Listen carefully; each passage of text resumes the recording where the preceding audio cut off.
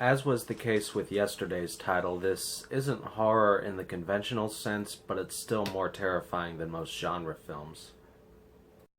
Today's comparison is between both versions of Cape Fear, and in these movies you've got this guy named Sam who has caused a man named Max Cady to go to prison for a long time. 14 years later, Cady has gotten out of prison, he's been let go, and not only is he targeting Sam for revenge, he's also going after his family. First of all, I'd just like to talk about the aesthetic value of both of these films. The original Cape Fear was in black and white, and this was actually a stylistic choice on the director's part. It's essentially a noir thriller, and there are a lot of scenes in the movie, especially during the final act, where he utilizes the color black to great effect. Even though you don't get all of these pretty colors to look at, if you just sit down and watch it, it's still a gorgeous film to look at. The remake came out in 1991, and yet it doesn't really feel like it has the style of a movie from the 90s or 80s. Instead, it goes for the look and feel of a film that was made 30 years previously, even in terms of the color scheme, and it's still just beautiful to look at. In terms of the supporting characters, in both versions of the film, you've got this detective who Sam hires. In the original, he essentially plays it all by the book. In the remake, he's a little more crooked and tries to get at Max Cady through more illegal means, but considering who he's dealing with, it's almost understandable in a way. Next, there's this victim in both movies, this woman who Max Cady goes after and treats very violently. And then when she's called upon to testify against him, she refuses to do so. And this may sound like a complete bitch move, but in each version, she actually has understandable reasons for doing so.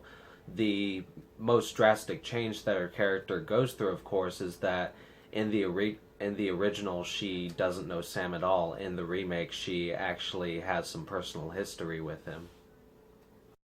Now, getting into some of the main characters, in both versions, Sam has this daughter named Danielle, who, of course, is one of the targets that Max Cady goes after. She's 13 years old, I believe, in both versions, and he goes after her in a sexual, predatory manner. In the original film, she's a fairly simple character. She's very sweet and likable, and as soon as she sees Max Cady, she realizes right away who he is. In the remake, she's a tad more complex. She is very intelligent and playful and fun, but at the same time, she doesn't have the best relationship with her dad. She's actually got sort of a rebellious attitude against him.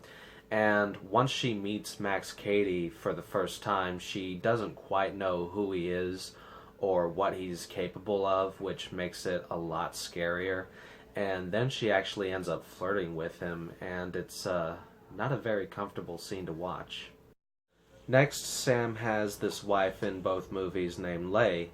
In the original film, when Leigh first hears about this Max Cady, she has a very emotional response in terms of how someone like this should be dealt with. But as the film progresses and Sam starts to react to Max with more hostility, she begins to use more logical thinking and kind of talks him down as she talks about the ramifications of these actions that he's thinking about committing. So she is a fairly strong character. In the remake, as is the case with Danielle, Leigh is a little more fun, but at the same time there are also some more complications to her character. There's a lot more tension between her and her husband, and there are even a couple of scenes where she starts to get a little violent with him. And this isn't just because she's going batshit crazy. There are actually justifiable reasons for her to act this way, and she even has some really powerful moments just on an emotional level. I'm not going to give this away, but there is a death in each version of Cape Fear. In the original, you actually get to see a little more of it on screen, whereas in the remake, all of it happens off screen, and it's all communicated through this monologue she has that's very upsetting to listen to. And then at the end of the film, during the final confrontation with Max Cady, she still manages to show these powerful emotions. And now on to the main character, Sam Bowden. In the original film, he is played by the great Gregory Peck, and in that version, the reason why Max Cady is coming after him is because he stood as a witness at court and testified against him. As a father, he's very stern but fair. He's also good with his wife. There is a point in the film where he finally loses his temper with Max Cady in front of the public, but at the same time, it's perfectly understandable. If someone were in his situation at that moment and they didn't even take things as far as he did, I would doubt that that person was even human. In the remake, Sam is played by Nick Nolte, and in this version, the reason Max Cady is coming after him is because he actually worked as Cady's lawyer and intentionally withheld evidence from the court to have Max Cady locked up for a longer time. Now, obviously, he's a little more flawed in this movie. In fact, when he meets Cady face to face for the first time in this movie, he's a little less honest and more disingenuous with him, essentially saying, "Who the hell are you? Have we met before?" Whereas in the original, he was a little more honest and upfront about it because in that version, he could do no wrong. But this character is considerably more flawed. He's also less honest with his wife and family, and with a lot of characters in general, he's much more forceful and angry, so there's considerably more conflict where his character is concerned. Now on to the main villain of Cape Fear, Max Cady. In the original film, he is played by Robert Mitchum, who was in a film that I reviewed last year called Night of the Hunter, and as great as he was in that movie, I honestly think he's a lot creepier in Cape Fear. I've already mentioned the fact that he's a sexual predator who, goes after this man's 13-year-old daughter and everything. And he's ultimately decided that killing Sam would be much too easy. He's decided that the best way to get revenge on him is to wage this full-on psychological warfare by going after his family. And there's a really uncomfortable scene between him and Sam's wife towards the end of the film.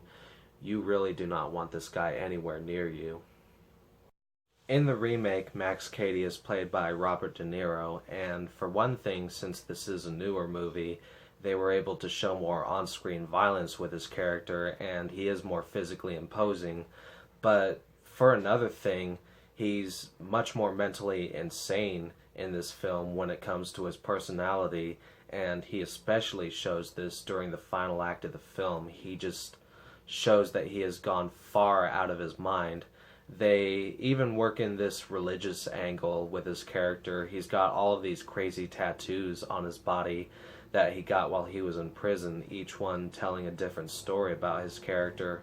And then on top of all of that, he even gets more personal with Sam's wife and daughter. He's able to meet them face to face much sooner in the film, before they even know who he is and get inside their heads. Now, I understand that from the way I've been describing it, the original Cape Fear might sound underwhelming, but honestly, when I look at that film, the fact that Martin Scorsese was able to take that source material and create an even better version of it is an amazing feat, to say the least, and I would highly recommend that you watch both versions if you haven't yet. Watch the original first. That version will amaze you, but the remake will knock you flat. Anyway, that's all I've got to say for this comparison. I hope you all have a good one.